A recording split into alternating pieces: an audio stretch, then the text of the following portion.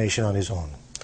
He fought for it. I helped him initially when he decided to join the party because he really wanted to know what the principles of the party was. So we had a number of discussions on that.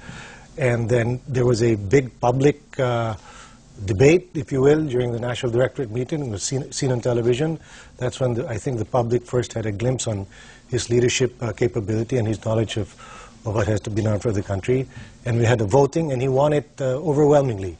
So the president, whatever support he gives Gilbert, is really just following what the party actually voted upon. And she, being a member of the party, she obviously extends her support to Gilbert Teodoro now.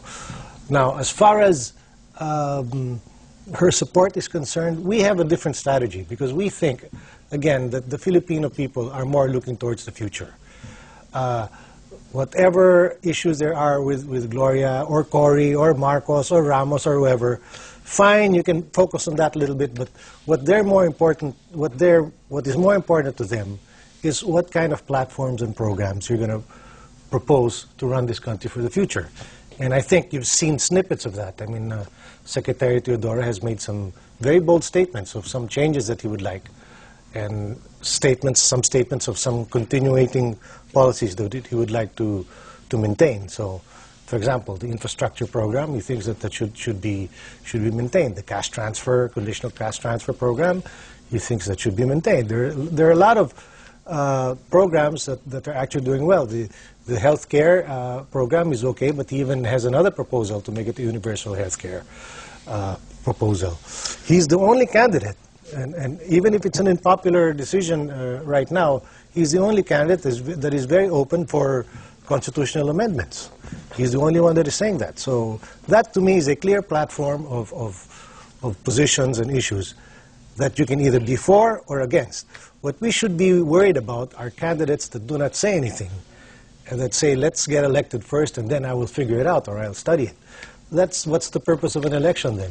Come up with specific programs, and that's what we're doing. Now, he has a problem that other candidates don't, which is that he is with a coalition, with a party that has been in power and has gotten used to the way that power has been handled over the years. Now, walk us through the process of how he intends to make sure that everyone within the party knows that he's boss, and that even if he wants to change the behavior, that he can do it. Because, of course, the inherent powers of the presidency are such that he will have, if he doesn't want to do it the old way, he doesn't have to. But then he's dealing with people who may have gotten used to it.